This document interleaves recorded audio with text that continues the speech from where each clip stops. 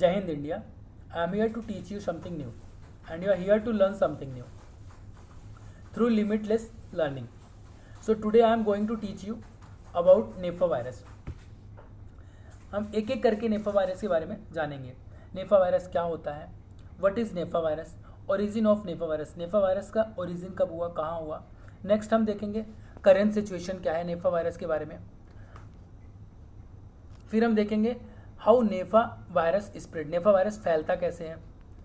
फिर हम देखेंगे symptoms of Nipah virus infection, किसी को नेफा वायरस से इन्फेक्शन हो गया तो क्या सिम्टम्स दिखेंगे, ऐसे पता चलेगा कि उसको नेफा वायरस हो गया है.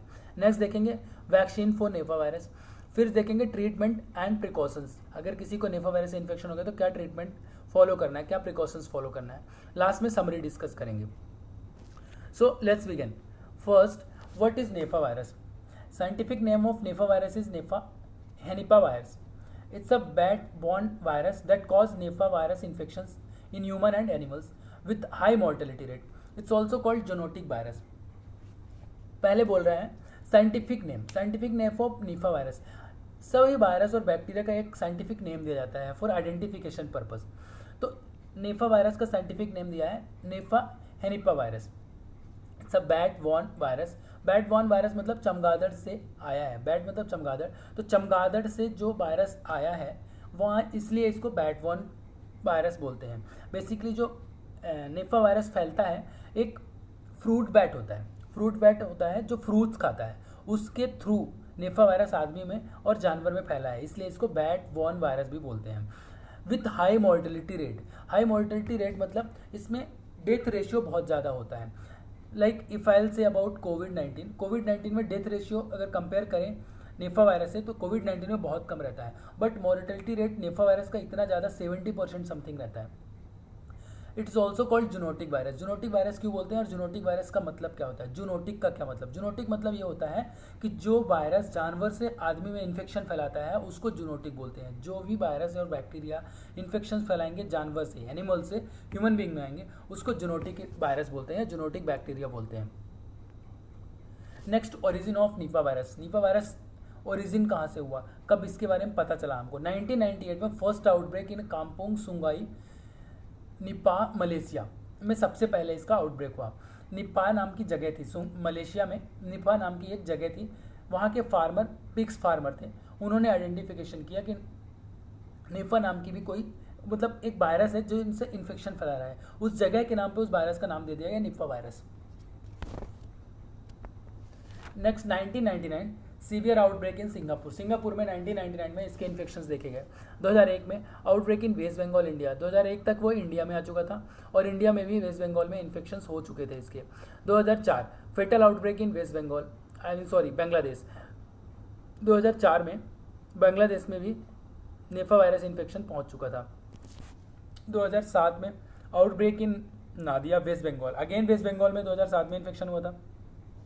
2018 outbreak in Kozhikode district of Kerala में 2018 में नेफा वायरस एक बार आ चुका था. नाउ अगेन 2021 में फिर से केरल में नेफा वायरस आ चुका है और इस बार भी सिचुएशन थोड़ा बुरी है या ख़राब है. जो अभी करंट सिचुएशन चल रहा है, southern Indian state Kerala trying to stop a potential outbreak of deadly Nipah virus. Nipah virus अपने फुल पोटेंशियल में केरल में चल रहा है, उसको रोकने के लिए सदर्न स्टेट केरला की गवर्नमेंट बहुत एफर्ट लगा रही है. बट प्रॉब्लम की बात यह है कि साथ ही साथ केरल कोविड-19 से भी सफ़र कर रहा है. अगर आप डाटा देखेंगे तो कोविड-19 के भी बहुत ज़्यादा केसेस हैं केरल में, तो दोनों ही प्रॉब्लम साथ में चल रही हैं.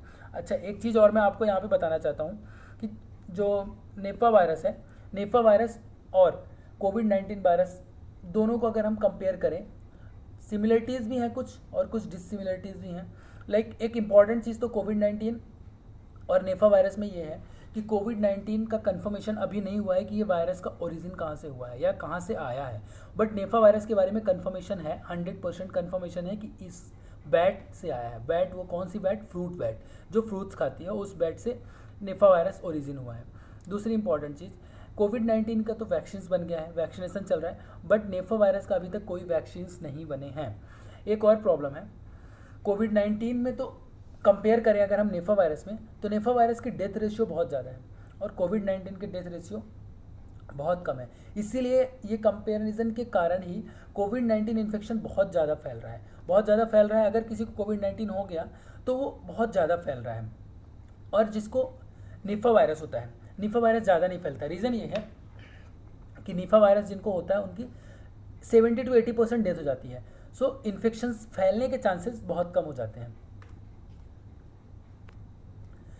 Kerala is on high alert after 12-year boy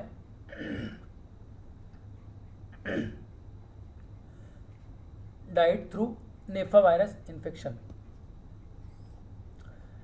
जब से 12 साल के एक लड़के की नेफा वायरस से डेथ हुई है कोझिकोड में, उसके बाद से केरला हाई अलर्ट पे चल रहा है। The Kerala government conducted a house to house survey within a 3 kilometers radius of the 12 years old boy who died through the Nipah virus in Kozhikode. Kozhikode में 12 साल के लड़के की जब से डेथ हुई है, उसके सराउंडिंग्स 3 kilometers के रेडियस में पूरे घर में डोर टू डोर सर्वे हो रहा है और सबका टेस्ट हो रहा है। How NEFA virus spread, NEFA virus फैलता कैसे है। नाउ नेफा वायरस फैलने के जो जो तरीके हैं हम आपसे बताएंगे। पहला, it spreads through the direct contact with Nipah virus infected peoples. जब किसी को नेफा वायरस से इन्फेक्शन होता है और हम उसके कॉन्टैक्ट में आते हैं डायरेक्टली, तो बहुत ज़्यादा चांसेस रहते हैं कि हमें इन्फेक्शन हो जाए। रीज़न ये है कि उससे खांकने छींकने से भी जो ड्रॉपलेट्स निकलते हैं उससे भी इन्फेक्शन हो जाता है।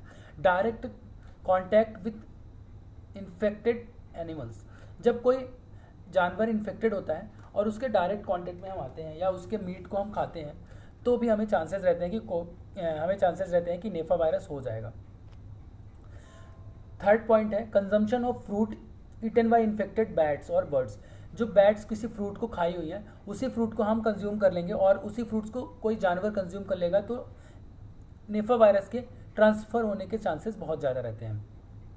अब मैं अगर एक साइकिल की बात करूं कि कैसे पहुंचता है ये वायरस हम तक, कैसे पहुंचता है, तो जो फ्रूट बैट होता है वो किसी भी जगह के फ्रूट्स को खाता है। फ्रूट्स को खाता है तो कंप्लीट फ्रूट खा लिया, कंप्लीट फ्रूट नहीं खाया तो half of the part fruit का वहीं छोड़ देता है, या तो पेड़ में लगा हुआ है या तो नीचे गिरा देता है। नीचे गिरा देता है तो गाय जानवर जो भी हैं खा लेते हैं। जब कोई जानवर इसको खा लेता है, तो जानवर जैसे पिग्स ने खा लिया या घोड़े ने खा लिया, डॉग ने खा लिया, तो उसको चांसेस रहते हैं कि वो वायरस उससे ट्रांसमिट होकर उस जानवर में चला जाए। और जब उस जानवर के मीट को हम आदमी खाते हैं, ह्यूमन बीइंग खाता है, तो ह्यूमन बीइंग में वो वायरस ट्रांसफ़र हो जाते हैं ना। डायरेक्टली भी आदमी उस फ्रूट का कंजम्पशन कर सकता है। कभी कभी लोग कटे हुए फ्रूट में ध्यान नहीं देते और उस फ्रूट को खा लेते हैं। ऐसी कंडीशन में क्या होता है, डायरेक्ट भी नेफा वायरस ट्रांसफर हो सकता है उस फ्रूट के थ्रू उस आदमी में। तो ये एक बेसिक वे है कैसे ट्रांसफ़र होता है Nipah virus. 5 symptoms of Nipah virus infection. अगर किसी को नेफा वायरस का इन्फेक्शन हो गया है तो पता कैसे चलेगा कि इस इंडिविजुअल को नेफा वायरस है। पहला, रेस्पिरेटरी इन्फेक्शंस, उसके रेस्पिरेटरी सिस्टम में और आई कैन से जो सांस लेने की नली है वहाँ पे इन्फेक्शन हो जाता है, लंग्स में इन्फेक्शन हो जाता है, ब्रीथिंग में इश्यूज आने लग जाते हैं। एंड दूसरा है मेंटल कन्फ्यूजन। उसका मेंटल कन्फ्यूजन मतलब दिमाग प्रॉपर वर्क नहीं करता है, is not able to take proper decisions. Next है fever and headache. It's common sign symptoms जो सब में मतलब जनरली मिल जाता है, इससे हम आइडेंटिफाई तो प्रॉपर नहीं कर सकते। लेकिन एक है इंसेफेलाइटिस। इंसेफेलाइटिस मतलब ब्रेन में स्वेलिंग टाइप का, ब्रेन की प्रॉब्लम स्टार्ट हो जाती है। इन सब चीज़ों से हम पता कर सकते हैं कि इसको निफा वायरस के इन्फेक्शन हो गया है ना। कॉमन आदमी कैसे पता लगाएगा कि निफा वायरस है, उसके लिए 2 चीज़ें हैं। एक रेस्पिरेटरी इन्फेक्शंस। रेस्पिरेटरी इन्फेक्शंस मतलब उसको ब्रीथिंग में इशूज़ होंगे, तो वो नियरेस्ट जो भी हॉस्पिटल फैसिलिटी होगी वहाँ जाके दिखा सकता है और टेस्ट वगैरह करा सकता है। मेंटल कन्फ्यूजन होगा, उसको डिसीजंस लेने में प्रॉब्लम होगी, वो प्रॉपर कुछ कर नहीं पाएगा, अपना माइंड का प्रॉपर यूज़ नहीं कर पाएगा। वो सब साइन सिम्टम होने पे उस इंडिविजुअल को as soon as possible medical attention की ज़रूरत होती है। Specially people who stay inside the Kerala nears to Kozhikode district, they are need, if anyone is having such a sign or symptoms, they should get treated very early because it's a necessary. If they will not get treated, they will spread this infection. Now next, vaccine for Nipah virus. Nipah virus के लिए अभी तक vaccine नहीं बना है। Vaccine is not made for Nipah virus for both human and animal. It's a common things. Human and animal के लिए दोनों के लिए डिफरेंट सेपरेट वैक्सीन बनानी पड़ेगी। जो ह्यूमन के लिए बनेगी वो एनिमल्स में काम नहीं करेगी, जो एनिमल्स के लिए बनेगी वो ह्यूमन में काम नहीं करेगी। तो दोनों ही चीज़ों के लिए सेपरेट वैक्सीन बनानी पड़ेगी। फिलहाल प्रेजेंट सिनेरियो ऐसा है कि दोनों के लिए ही वैक्सीन नहीं बना है। ट्रीटमेंट एंड प्रिकॉशन, इनकेस अगर किसी को हो जाता है तो हम क्या ट्रीटमेंट लेंगे और क्या प्रिकॉशंस फॉलो करेंगे।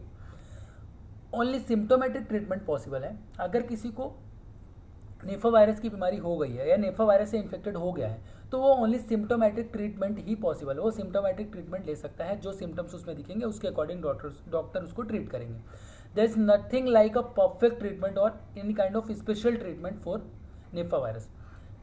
सो अब कोई ट्रीटमेंट अवेलेबल नहीं है तो बेहतर तरीका ये है कि हम प्रिकॉशन फॉलो करें। हमें नेफा वायरस से इन्फेक्शन हो ही ना, तो प्रिकॉशन फॉलो करने के लिए कई हमारे पास ऑप्शन है।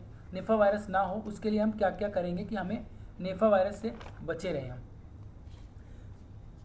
हम नेफा वायरस से बचने के लिए पहला जो इन्फेक्टेड पर्सन है उससे डिस्टेंस मेंटेन रखेंगे, उसके कांटेक्ट में नहीं आएंगे, क्लोज कांटेक्ट में नहीं आएंगे, उसके जो यूज्ड आइटम्स है, पर्सनल यूज़ के सामान है, उसके कांटेक्ट में नहीं आएंगे, ना कभी उसको यूज़ करेंगे। दूसरा, अगर कोई फ्रूट्स वगैरह कटा पड़ा हुआ है या कोई फ्रूट्स वगैरह ऐसी गंदा पड़ा हुआ है या आपको लगता है कि फ्रूट को किसी चिड़िया ने काटा हुआ है, उस फ्रूट को नहीं खाना है। उसको खाने से चांसेस बहुत हाई हैं कि आपको निफा वायरस हो जाएगा।